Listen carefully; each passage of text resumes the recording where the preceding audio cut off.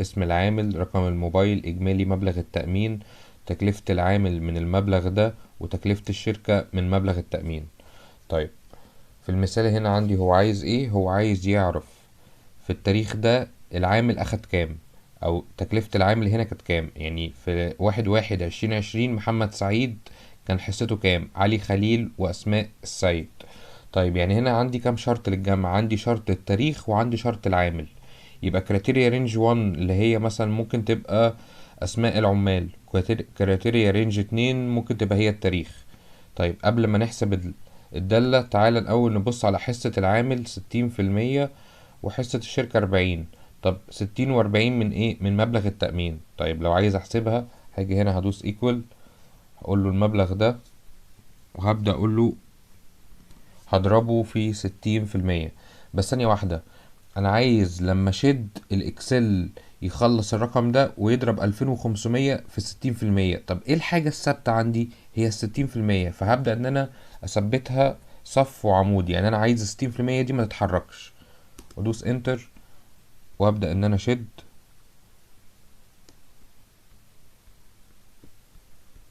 طيب تكلفة الشركة، والله تكلفة الشركة 40%. هقول له هنا يساوي مبلغ التأمين، وهبدأ ان انا اضربه في 40%.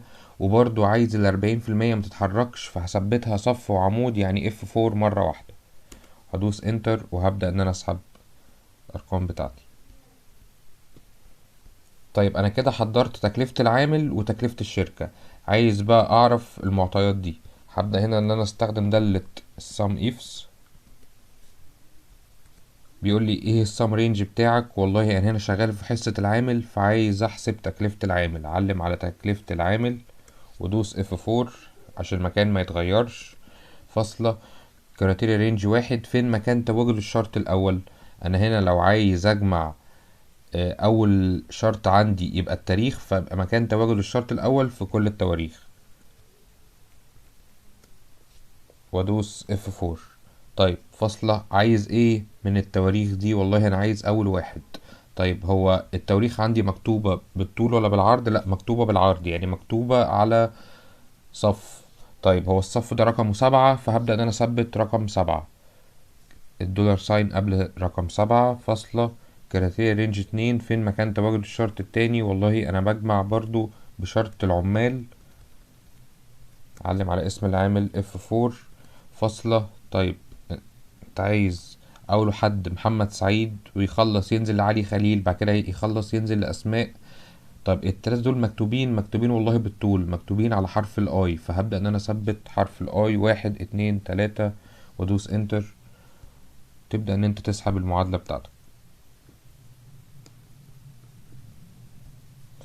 وحصة الشركة برضو هتبقى equal sum if.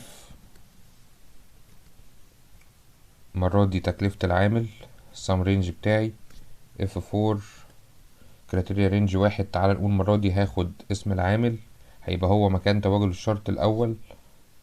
فاصلة طيب العامل ده عايز منه ايه؟ والله أنا عايز أسماء العمال من هنا.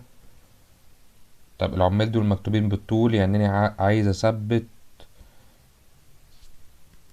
ثانية واحدة هبدأ أعمل كريتيريا رينج 1 تاني، هعلم على كل العمال بتاعتي وادوس F4.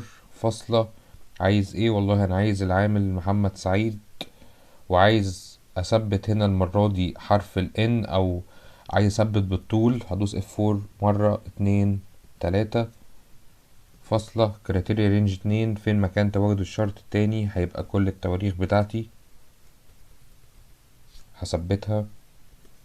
عايز ايه من التواريخ دي؟ عايز التاريخ ده، ولما اخلص يروح للتاريخ اللي بعديه. يعني انا عايز اثبت هنا ايه؟ عايز اثبت بالعرض، يعني عايز اثبت الصف، والصف بتاعي رقمه 7 1 2 كده، دولار ساين قبل رقم 7. هدوس انتر وتبدأ ان انت تشد المعادلة بتاعتك.